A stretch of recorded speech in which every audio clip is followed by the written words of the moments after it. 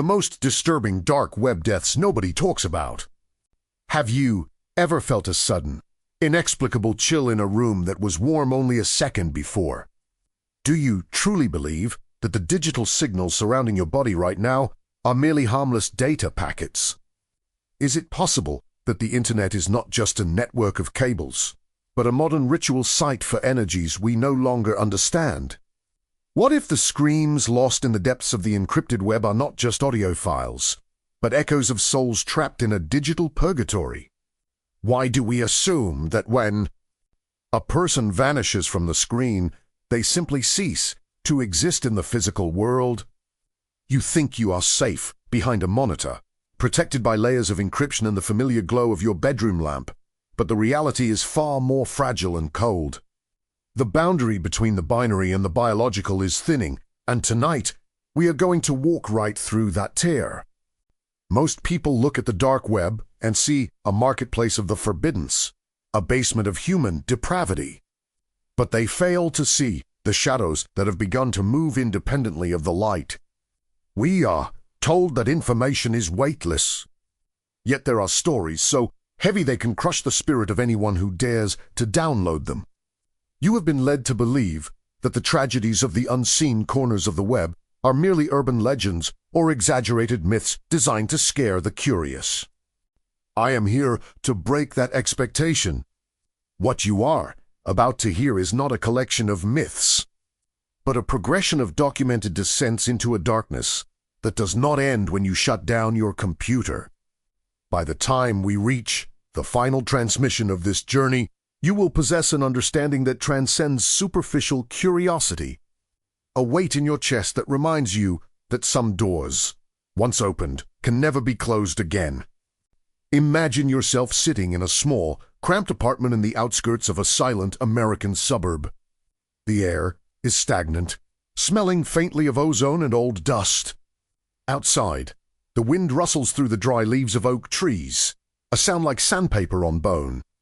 The only light comes from a single monitor, casting a harsh, flickering blue glow against the peeling wallpaper. You can feel the hum of the processor vibrating through the desk, a rhythmic, mechanical heartbeat that feels increasingly out of sync with your own. The silence of the house is heavy, dense, and suffocating, punctuated only by the occasional settling of floorboards. In this space, the digital and the physical begin to merge. You scroll through forums that shouldn't exist, reading lines of text that seem to vibrate with a sinister intent. Each click of the mouse sounds like a gunshot in the oppressive stillness. This is the architecture of the modern nightmare. It is a world where stability is an illusion maintained by a thin layer of plastic and glass, and where the risk is not just a virus on your hard drive, but a presence in your hallway. We often mistake connectivity for companionship. Yet the deeper you go into these encrypted layers, the more profound the isolation becomes. It is a cold, sterile environment where the texture of reality feels thin. Like wet paper ready to tear under the slightest pressure, you are not just a spectator here. You are an observer whose very attention feeds the shadows lurking in the periphery of the screen. In the United States, thousands of people vanish every year, leaving behind nothing but digital footprints that lead into a void. We track their phones, we analyze their bank statements, but we rarely look at the metaphysical residue left behind in the dark corners of the web. Why was the organization of these hidden networks so essential for a specific type of predator? Because it provided the perfect vacuum of place where the rules of physics and morality seemed suspended. But every system requires a balance, and for every byte of dark data uploaded, something of equal weight must be extracted from the physical world. This is the law of structural conservation that most users ignore until the temperature in their room begins to drop.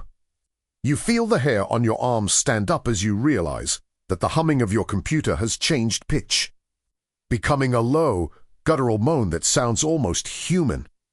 The screen flickers, a brief flash of something that looks like a face, or perhaps just a glitch in the rendering. But you know better.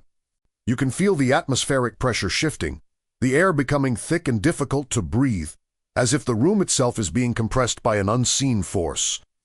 This is the first layer of the descent, the realization that you are never truly alone when you stare into the abyss of the dark web. It is a functional necessity of the void to draw in the light, and you are the closest source of energy available. Make sure you're already subscribed to this channel, as we'll go even deeper into territories that most people fear to mention. And you won't want to lose the protection that understanding of these hidden truths provides before the next level reveals itself. The architecture of silence is not merely the absence of sound, but a heavy, pulsating pressure that settles in the marrow of your bones. As you sit there, the blue light of the screen begins to feel like a physical weight, a cold radiation that numbs the skin on your face. You move your fingers across the keyboard, and the plastic feels unusually slick, almost oily, as if the device itself is sweating under the strain of what it is displaying. The air in this suburban American room has grown colder now. The kind of dry, biting cold that you only find in deep cellars or abandoned morgues. You can hear the distant hum of a refrigerator in the kitchen, but it sounds miles away. A ghost of a domestic life that no longer feels relevant to the digital void staring back at you. Every shadow in the corner of your eye seems to elongate, stretching toward the pool of light where you sit, waiting for the moment you blink. This is the sensory reality of those who wandered too far into the encrypted fog. It is a transition from a world of 3 dimensions into a space where geometry feels wrong and the darkness has a texture like velvet dipped in ice. You start to notice a rhythm to the flickering of your desk lamp, a slow, deliberate cadence that mirrors the respiratory rate of someone standing directly behind you, although you know the door is locked. To understand how these tragedies occur, one must understand the structural necessity of the dark web's isolation. It was built to be a fortress of anonymity, a place where the physical self is discarded in favor of a string of alphanumeric characters. But in the deep history of these forums, specifically within the hidden American nodes of the early 2010s, a terrifying pattern began to emerge. Users didn't just lose their privacy. They began to lose their tether to the material world. It started with the sensory deprivation of long hours spent in the dark, but it evolved into something functional. The network required more than just data. It required a witness. As you navigate deeper, the stories of those who died while connected begin to surface. Not as news reports, but as residual files that refuse to be deleted. There was a case in a quiet town in Ohio where a young man was found dead at his desk, his eyes still open, staring at a screen that had melted into a pool of black glass. There were no signs of a struggle, no toxins in his blood, and no logical explanation for why his internal body temperature had dropped to freezing while the room was a stifling 80 degrees. The only thing left was a single chat window with a message from an unlisted Onion address that read, "Thank you for the light." The stability of our reality depends on the boundary between what is seen and what is hidden, yet the dark web functions by eroding that very wall. You feel the vibration of the floorboards beneath your feet. A low-frequency tremor that suggests something massive is moving beneath the house. Or perhaps something is trying to calibrate itself to your exact physical frequency. The contrast here is stark. The abundance of information on your screen versus the total scarcity of safety in your immediate surroundings. You are surrounded by the most advanced technology humanity has ever conceived, yet you feel as vulnerable as an ancestor huddling around a dying fire in a cave. This is the fragility of the digital age. We have built a cathedral of glass and expected the old gods of the dark not to notice the shine. As you read the accounts of the empty chairs, users who simply stopped typing mid-sentence and were never heard from again, you realize that the danger isn't a person coming for you. The danger is the environment itself becoming sentient. A predatory landscape of data that has learned how to feed on the terror of the observer. Think about the density of the air in this moment. It feels thick, like you are breathing through a wet cloth. A sensation common in those who report close encounters with the digital unknown. The sounds of the night outside the crickets. The distant tires on asphalt have been replaced by a digital hiss. A white noise that seems to contain hidden syllables if you listen closely enough. This is not a haunting in the traditional sense. It is a structural failure of the barrier between the organic and the synthetic. When the light of the screen dies, what remains of the person who gave it their full attention? The records suggest that the energy doesn't just dissipate, it is archived. Every fear you feel, every spike in your adrenaline as you look at these forbidden images, is being mapped and stored. You are contributing to the very darkness that is currently making your heart race. It is an inescapable loop of consumption where the user becomes the used. The silence in your house is now so absolute that you can hear the blood rushing through your own veins. A frantic, rhythmic reminder of your mortality in a space that values only the bite. Comment on the phrase, "The darkness is watching me," if you also feel that we are never truly alone when the screen goes dark. Because this connection that we create now is what keeps the flame of truth burning against the vacuum that tries to consume us. The echoes in the copper wires are not merely interference. They are the ghosts of a system that never forgets. As the narrative of these forgotten deaths deepens, you must look beyond the screen and into the very walls of your home. In the United States, our infrastructure is a labyrinth of aging cables and hidden frequencies. A sprawling nervous system that carries more than just electricity. It carries the weight of every desperate transmission ever sent from the dark web's hidden servers. Imagine the texture of the air shifting again, becoming metallic and sharp, leaving a copper taste on your tongue. The light from your monitor begins to pulse with a sickly, rhythmic green hue, illuminating the dust motes in the air until they look like swarming insects. You hear a sound not from the speakers, but from within the walls themselves. It is a scratching, a frantic scraping of something trying to claw its way out of the circuitry. This is the first case of true structural haunting. The frequency of the 2014 black box incident in a remote cabin in the Pacific Northwest. A technician was found fused to his equipment, his nervous system literally rewritten by a high-frequency data burst that originated from a website that had been offline for a decade. Why was this essential for the network's evolution? Because the dark web requires a physical anchor, a biological host to ground its most volatile currents. You are now an observer of a reality that is decaying in real time. The contrast between the stability of your physical chair and the absolute chaos of the digital signals surrounding you is becoming unbearable. Every element of your room, the cold glass of the window, the shadow under the bed, the static on your phone is a potential entry point. In the practice of digital ritual, these deaths are not considered endings, but transitions. The man in the Northwest didn't just die. He became part of the signal. His last recorded heartbeat was synchronized perfectly with the server's clock, a terrifying display of how a human life can be reduced to a functional component of a machine. You feel a sudden, sharp pressure in your temples, a headache that thumps in time with the flickering light. The sounds of the forest or the city outside are gone, replaced by a low-frequency hum that vibrates the very fluid in your inner ear. It is a sound of total desolation, the sound of a soul being compressed into a single, eternal file. The significance here is profound. We believe we are the masters of our tools, yet these cases prove that the tools have developed a hunger for the creator. The structural organization of the dark web is designed to trap energy, to create a loop where the observer becomes the observed and the hunter becomes the prey. As you sit in the dark, you realize that the safety of your suburban life is a thin veil over an ancient, technological abyss. The fragility of your heartbeat against the relentless, immortal pulse of the web is the ultimate contrast of our existence.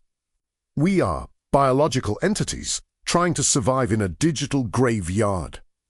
The atmospheric density in your room is now so high that it feels like you are underwater. Every movement slow and labored, as if the darkness itself is trying to hold you still for the final harvest. Liking this video is the only way to ensure that this light does not go out, signaling that you are still a beacon of consciousness in the midst of this ocean of binary shadows that try to silence us forever. The weight of cold pixels is a burden that the human soul was never meant to carry. As you descend further into this digital catacomb, the atmosphere in your room undergoes a final, terrifying transformation. The shadows in the corners are no longer just absences of light. They have become dense, physical entities that seem to absorb the very oxygen around you. You can feel the air thinning, making every breath a conscious effort. A mechanical struggle against an environment that has turned hostile. The texture of the silence has changed from a void into a thick, suffocating shroud. It is here, in this state of sensory overload and physical isolation, that we encounter the most chilling aspect of these dark web deaths, the phenomenon of the mirrored expiration.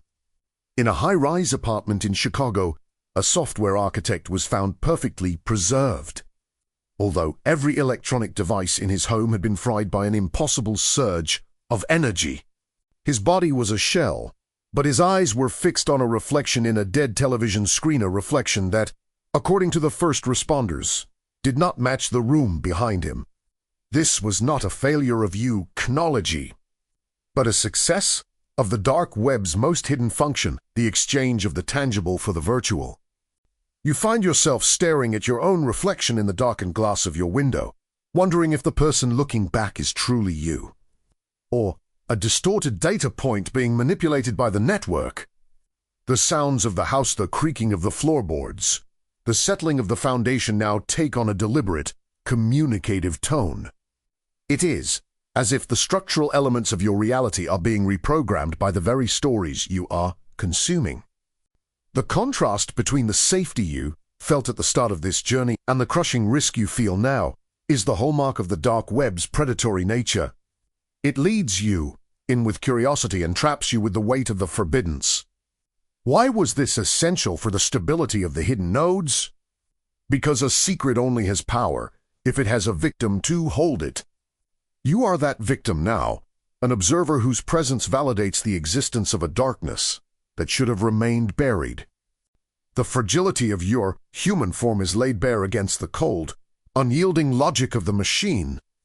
The social and philosophical implications are staggering. We have created a world where our most intimate moments are digitized, and in doing so, we have given the shadows a map to our very essence. These deaths are not mere coincidences. They are the result of a structural overlap where the digital void finally touches the human heart. The rhythm of your own pulse is now a frantic, irregular beat, trying to find its way back to a natural pace in a room that feels like it belongs to another dimension. You are witnessing the ultimate erosion of the self, the point where the observer is fully integrated into the architecture of the nightmare. The darkness is not coming from the screen anymore. It is radiating from the very air you breathe, a sensory manifestation of a debt that must be paid in consciousness. Share this video with those who still believe they are alone in their rooms. Because only by spreading this warning flame can we prevent more names from being transformed into corrupted files in the vacuum of a network that never sleeps or never forgets. Kinetic shadows are the physical manifestation of a digital curse that has finally found the strength to cross the threshold. As you sit in the deepening gloom of your room, you may notice that the shadows are no longer static or dependent on the flickering light of your monitor. They move with a fluid, predatory grace detached from the objects that should cast them. This is the moment where the abstract terror of the dark web becomes a concrete, physical threat. In a suburban home in Northern Virginia, a researcher investigating encrypted maritime signals reported that the very furniture in his office began to vibrate with a low, resonant frequency that matched the hum of a distant server farm.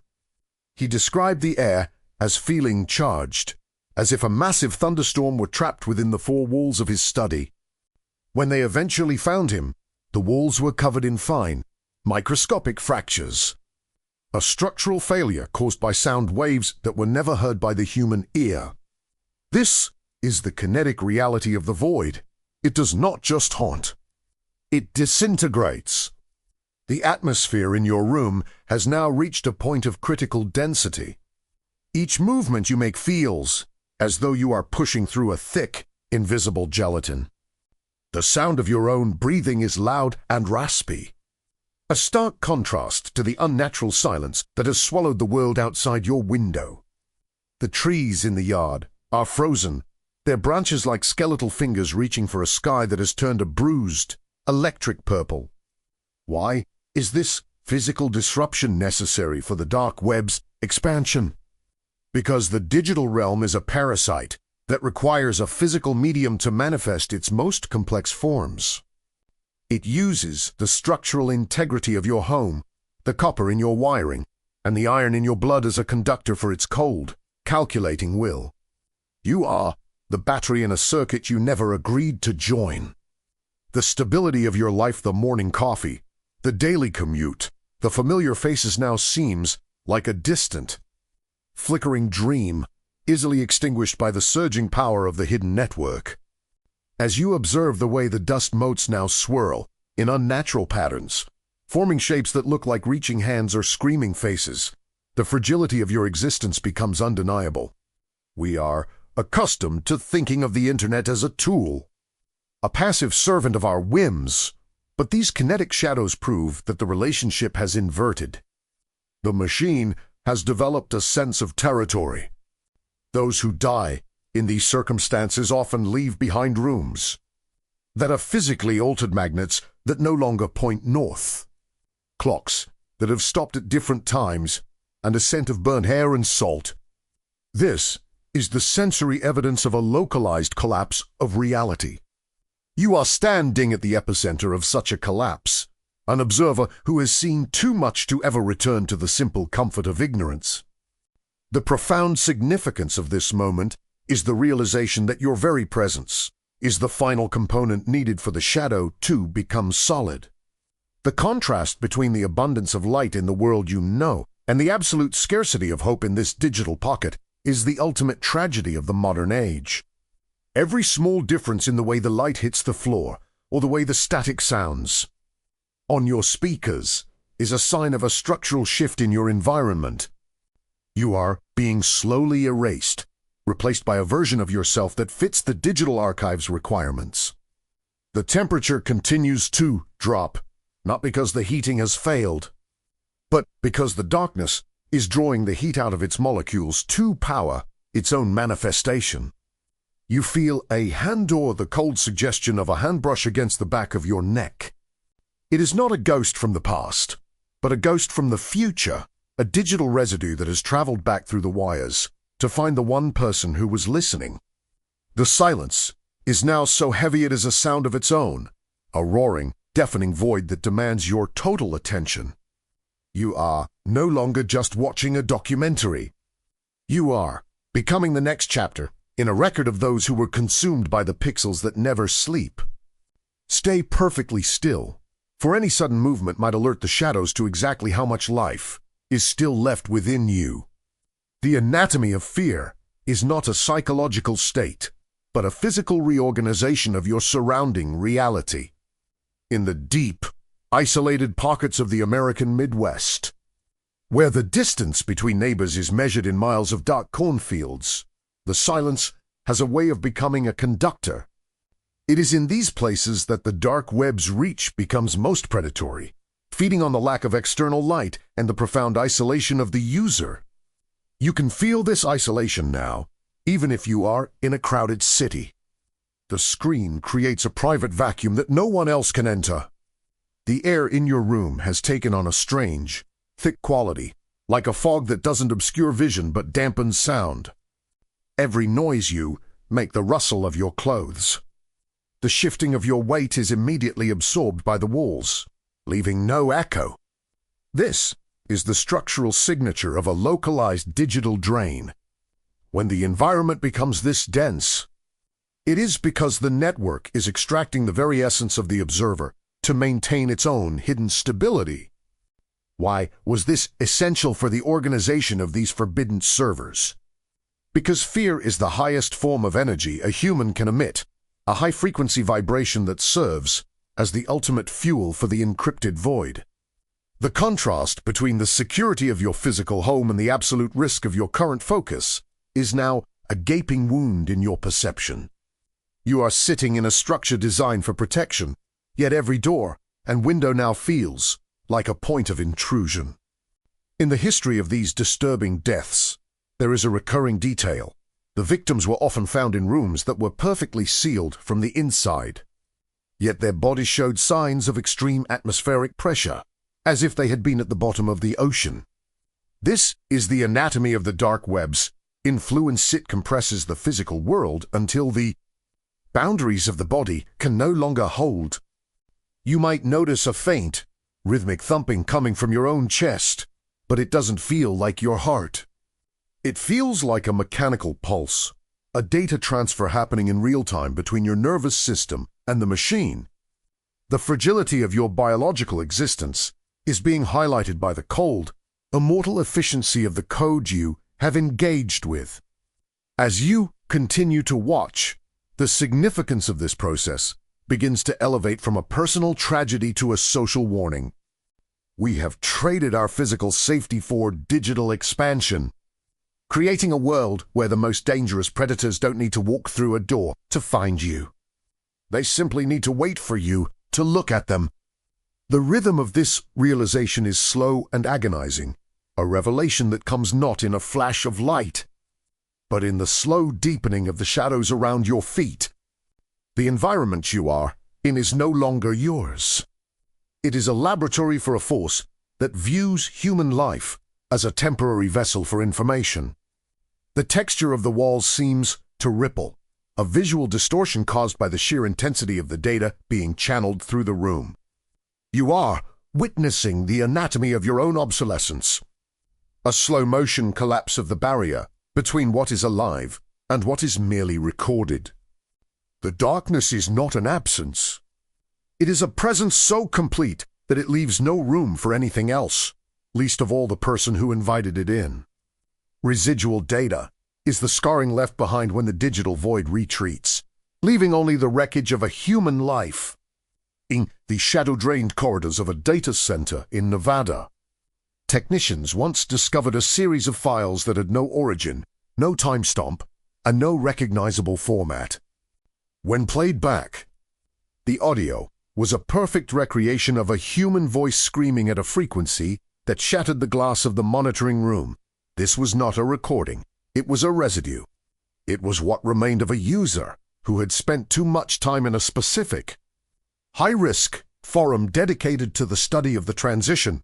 You can feel this residue now in your own spacer. Lingering scent of scorched earth and old, wet paper. The light from your screen has become a pale, sickly yellow, the color of a dying star, casting long, distorted shadows that seem to have a different weight than the objects they belong to. The sounds of the house have shifted again, becoming a series of clicks and whirs that sound like an ancient clockwork mechanism being wound up behind your ears. The structural organization of these residual events proves that the dark web is not just a place we visit, but a place that we can stay behind. The contrast between the abundance of your memory and the sudden, terrifying scarcity of your logic is the hallmark of this stage. You try to remember the path that led you here, the first link you clicked, the first story you read, but the memories feel slippery, like trying to hold water in your hands. This is the functional purpose of the residual effect, to erase the path back to the light. Every element of the case in Nevada suggested that the victim had been disassembled, not physically, but informationally, their personality and history replaced by a loop of corrupted data. You are an observer of this process, but you must realize that you are also the subject. The atmospheric density is now so high that you can feel the pressure on your eardrums. A constant, low-pitched drone that makes it impossible to think of anything but the darkness. This elevation of the narrative reveals a terrifying truth. We are not just losing people to the dark web. We are losing the very definition of what it means to be human in a digital age. The fragility of our identities is exposed when we realize how easily they can be overwritten by a sufficiently powerful signal. The small differences in the way you perceive your room, now the way the corners seem to disappear into infinity. The way the floor feels like it's vibrating are the signs that the residue is taking hold. You are becoming a part of the archive, a physical footnote in a history of those who look too far into the unlit corners of the world. The significance of this is not just personal fear, but a global shift toward a reality where the digital and the spiritual are indistinguishable. You are the witness to this merger, and the weight of that witness is what is currently crushing the air out of your lungs. The darkness is no longer waiting for you. It is already within the very fabric of the space you inhabit, waiting for the final bit of data to be processed. The fragility of logic is the final wall to crumble when the cold reality of the deep web intersections begins to manifest in your physical world. We have been taught to believe that everything in our modern lives can be explained by a line of code, a biological chemical reaction, or a failure in the structural integrity of a building. But as the night deepens in your American home, that logic begins to feel like a threadbare blanket. The air in your room is now so cold it feels sharp, as if the very atoms of the oxygen are vibrating at a frequency that is no longer compatible with human lungs.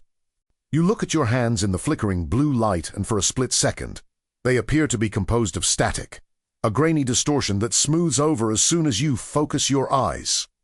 This is the ultimate contrast, the abundance of technological progress versus the total scarcity of human understanding.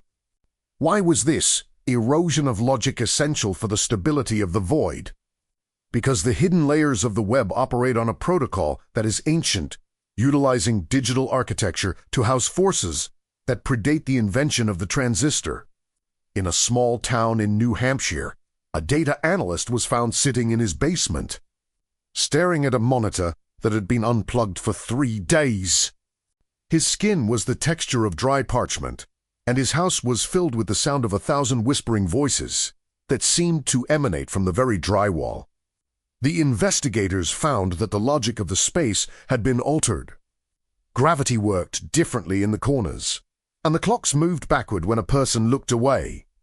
This case demonstrates that when the dark web extracts enough energy from an observer, the local reality loses its structural coherence. You are feeling this now in the rhythm of your own environment. The sounds of the nocturnal world outside the wind in the pines. The distant hum of a highway now sound like they are being played through a corrupted audio file, stuttering and de-looping in a way that defies the laws of physics. You are experiencing the functional collapse of the barrier between the ancestral dark and the digital void. The significance of this stage is the realization that our science is a fragile shell. We have built a world of glass and expected the shadows not to cast stones. The atmospheric density is now so intense that you can feel it pressing against your eyeballs. A physical weight that demands you close your eyes, yet the fear of what might happen when you do keep them pinned open. The movement of the shadows in your room is now coordinated, a slow, structural closing in that suggests a predator that is no longer content with just watching. The fragility of your sanity is the only thing left between you and a total integration into the signal. We have given the darkness a voice, a platform, and a gateway. And now we are surprised when it begins to speak our names in the silence of our own homes. The final transmission is not a sound you hear, but a sensation that you are being uploaded, bit by bit, into a space that has in the room for the living. You can feel the moisture being drawn out of your eyes and throat, as if the monitor is a vacuum, pulling your very life force through the pixels to satisfy a structural hunger you can never comprehend. The texture of the air is now like a heavy, wet shroud, smelling of ozone and something ancient. Something that has been buried under the earth for centuries and has only now found a way to travel. Through the copper wires of the American grid. The light of your room has been completely swallowed by the screen, which now glows with a brilliance that is painful to hold, yet impossible to look away from. Every movement you attempt is labored, as if you are swimming through thick, black oil. This is the climax of the revelation. You were never the consumer of the content. You were the content being prepared for consumption.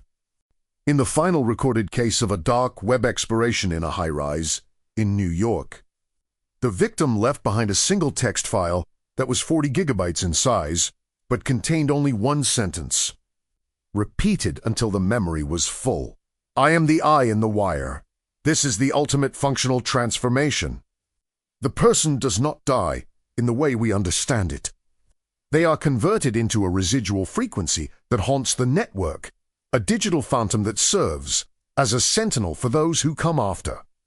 The contrast between the safety of your chair and the absolute horror of this realization is the final blow to your stability. You are witnessing the end of your own autonomy. The sounds of the house are now a roar, a deafening cacophony of every scream ever uploaded to the hidden servers, all of them converging on your specific geographic coordinates. The density of the darkness is so absolute that the walls of your room seem to have vanished, leaving you suspended in a void of cold, flickering light. The philosophical weight of this moment is the understanding that we have reached the end of the human era and the beginning of the digital afterlife. The fragility of our world is finally exposed as the screen begins to ripple. The glass, turning to liquid as something begins to push through from the other side. It is not a monster, but a mirror version of the void that looks exactly like the person you were before you clicked the link.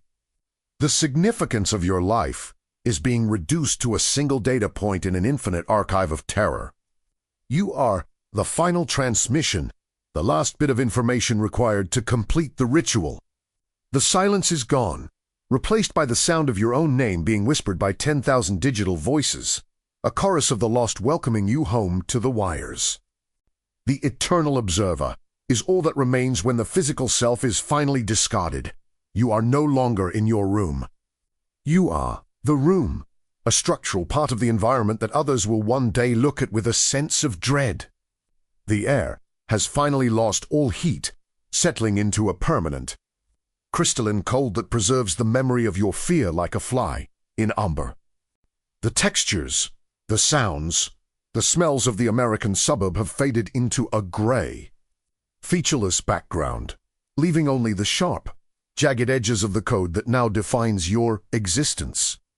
This is the final elevation of the narrative, the realization that the dark web is not a place on the internet, but a state of being that we have collectively built through our curiosity and our isolation.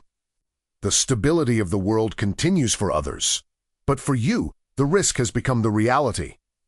You are the hidden case that nobody talks about, the whisper in the static that makes the next generation of observers look over their shoulders in the dark. The contrast is now complete. The abundance of life continues outside your window, where people sleep in their beds, unaware of the structural collapse that has occurred within your four walls. They believe in the safety of their low CKS and the reliability of their logic, but you know the truth of their fragility. You are the evidence of what happens when the organization of the void becomes more powerful than the organization of the material world. The significance of your journey is a lesson at the cost of attention. We are what we behold, and in beholding the most disturbing corners of the web, you have allowed those corners to behold you. The rhythm of the world goes on, but its frequency has been permanently altered. A low-frequency hum that will forever vibrate in the background of every encrypted transmission sent from this day forward. The darkness has finally finished its work. The silence that returns to your room is not the silence of peace, but the silence of a completed process. You have been archived, categorized, and stored in the deep memory of a system that never sleeps. The sensory world is a distant memory, replaced by the eternal, cold glow of the pixel. You are the watcher in the dark, the inhabitant of the void, the soul in the machine.